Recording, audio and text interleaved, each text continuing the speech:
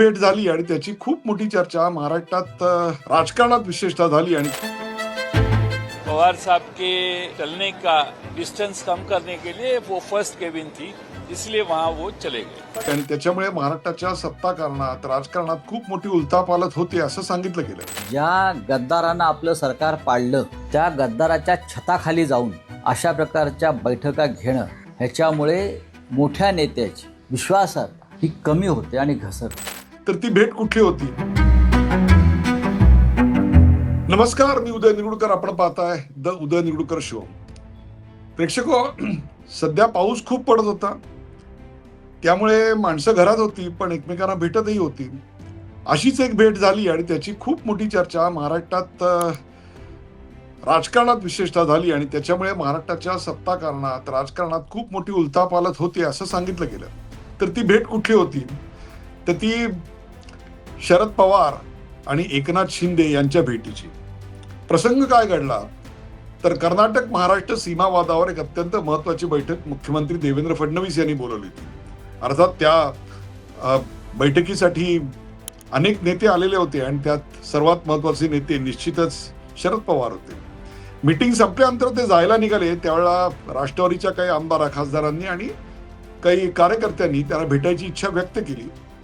जवळच एकनाथ शिंदे यांचा दालन होतं, ते रिकामं होतं, म्हणून तिकडे चहा पित्ते बसलेले असतानाच एकनाथ शिंदे कॅबिनेट मीटिंग सोडून तिकडे आले आणि त्यांनी शरद पवार यांचा सत्कार केला. एवढंच फक्त, बाकी काही नाही, असं स्पष्टीकरण जयंत पाटील यांनी दिलं असलं तरी अलीकडच्या काळात अनेक घडलेल्या बैठकांनंतर या बैठकीकडे आता वेगळ्या नजरेने पाहायला जाते कि पवार साहब के चलने का डिस्टेंस कम करने के लिए वो फर्स्ट केबिन थी, इसलिए वहां वो चले गए. काही दिवसापूर्वी जयंत पाटील आणि विनोद तावडे यांची बैठक झाली, ती नेमकी कशा करता होती? परवा अचानकपणे अमित शहा यांनी देवेंद्र फडणवीस यांना तातडीनं दिल्लीला बोलावून घेतलं, ते नेमकं कशा करता होतं? त्याचबरोबर अमित शहा आणि सुनेत्रा पवार यांची बरोबर बैठक झाली, ती नेमकी कशा करता होती? राष्ट्रवादीचे खासदार अस्वस्थ आहेत असं विधान पृथ्वीराज चव्हाण यांनी का केलं? पण एक चिंताजनक खबर निश्चित आहे की त्याचे 5 ते 6 खासदार अस्वस्थ आहेत. अर्थात हे विधान नेमकं का केलं हे त्यांच्याकडून समजून घेतलं पाहिजे. अशी सारवासारव जरी सुप्रिया सुळे यांनी केली असली तरी देखील शंकेची पाल मनात चुकली ती नक्कीच. त्याच्या आधी शरद पवार हे एकनाथ शिंदे यांच्या दालनात गेले म्हणून सर्वात जास्त तिळपापड कोणाचा झाला असेल तर तो उद्धव बाळासाहेब ठाकरे यांच्या प्रवक्ते असणाऱ्या संजय राऊत यांचा.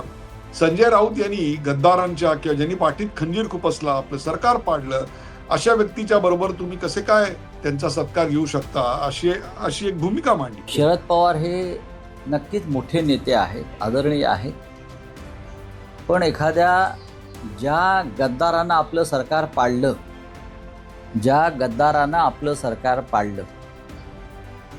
त्या गद्दाराच्या छताखाली जाऊन अशा प्रकारच्या बैठका घेणं ह्याच्यामुळे मोठ्या नेत्याची विश्वासार्हता ही कमी होते आणि घसरते.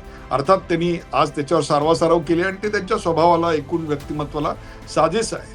पण ती जी राग मळमळ होती ती मळमळ बाहेर आली. याचं कारण, जर उद्या शरद पवार खरोखरच एनडीए किंवा भाजप बरोबर गेले तर सर्वात जास्त नुकसान कोणाचं होणार आहे? तर काँग्रेसचं नाही, ते शिवसेनेचं होणार आहे. कारण न घर का न घाट का अशी त्यांची अवस्था होणार आहे. आणि म्हणूनच ती प्रतिक्रिया आपण त्या दृष्टिकोनातून पाहिली पाहिजे. याच्या पलीकडे जाऊन राजकारणामध्ये कुणीच कोणाला असं सहज म्हणून भेटत नसतं आणि भेटलं तरी त्यातून अर्थ हे निघतच असतात.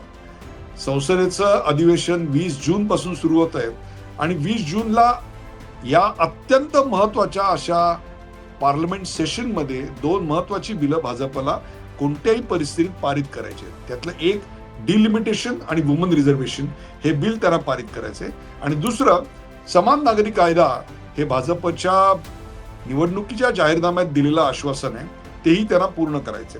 अर्थात या दोहोंसाठी 2/3 हे संसदेतलं बहुमत त्यांच्याकडे नव्हतं.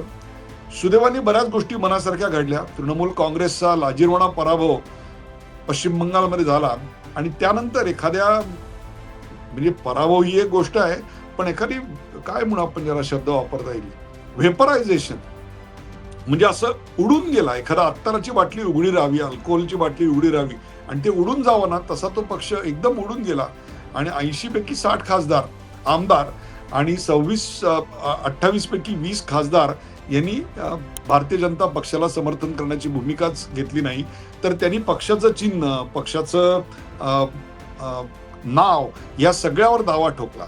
याच्याच पलीकडे पक्षाची अनेक कार्यालय त्यांनी ताब्यात घेतली आणि जवळपास 400हून अधिक खाती ईडीनी या पक्षाची गोठवली.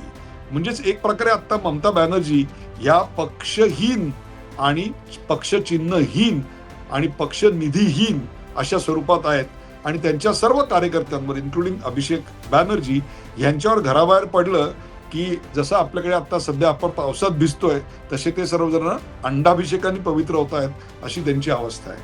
ही त्यांची अवस्था बघून त्यांनी काँग्रेसमध्ये विलीन व्हावं असं सांगणारे महाभाग पण आपल्याकडे पुष्कळ निघाले.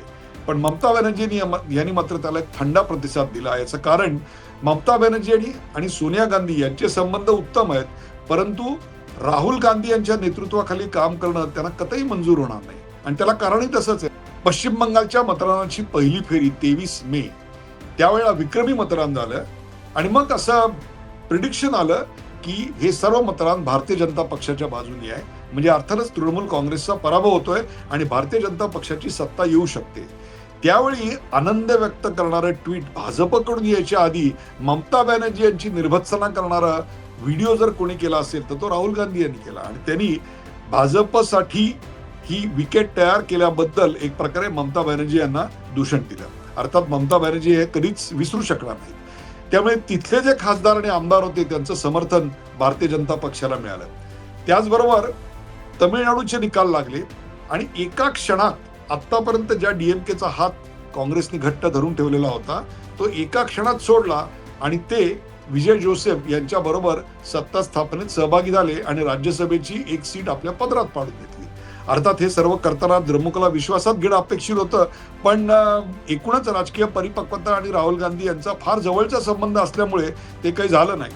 त्याचा परिणाम असा झाला की द्रमुकनी काँग्रेसला साफ झिडकारून लावलं आणि आता संसदेमध्ये आम्ही इंडिया आघाडी बरोबर किंवा युपीए बरोबर किंवा काँग्रेस बरोबर नाही असं जाहीर करून आपल्या स्वतःच्या गटाची वेगळी बसायची मांडणी असावी अशा प्रकारची मागणी लोकसभा अध्यक्षांकडे केली. म्हणजे त्यांचे जे खासदार आहेत त्यांचंही समर्थन आता भाजपला, YSR काँग्रेस यांचंही समर्थन भाजपला, झारखंड मुक्ती मोर्चा यांचंही समर्थन भाजपला, त्यानंतर एकनाथ शिंदे यांच्याकडे शिवसेनेचे 6 खासदार आकर्षित झाले तेव्हा त्यांचंही समर्थन भाजपला.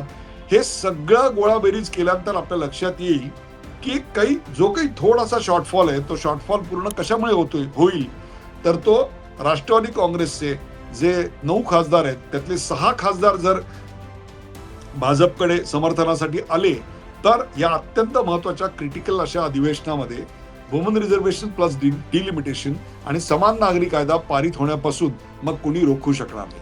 खरं तर या दोन्ही कायद्यांमध्ये या देशाचं भलं आहे, परंतु काँग्रेसच्या नादी लागून या सर्व विरोधी पक्षांनी आतापर्यंत त्याला विरोध केला होता.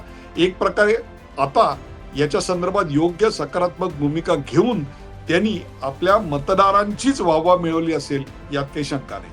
आता यात्यात शरद पवार यांच्या नेतृत्वाखालची एनसीपी येत आहे का असा एक प्रश्नचिन्ह या सगळ्यामुळे निर्माण झालं असेल तर या अनेक सिरीज ऑफ बैठकांनंतर ते प्रश्नचिन्ह आता हळूहळू विरत चाललेलं आहे. याचं कारण the writing on the wall appears to be very clear आणि ते म्हणजे शरद पवार यांच्या नेतृत्वाखालची राष्ट्रवादी काँग्रेस ही आता भारतीय जनता पक्षाला या 2 कायद्यांसाठी समर्थन देण्याकरता म्हणून त्यात येईल. त्याच्या बदल्यात अर्थात सुप्रिया सुळे यांना केंद्रात मंत्रिपद मिळेल का, इतर अनेक महाराष्ट्रामध्ये जयंत पाटील यांना अर्थमंत्रीपद मिळेल का, रोहित पवार मंत्री होतील का.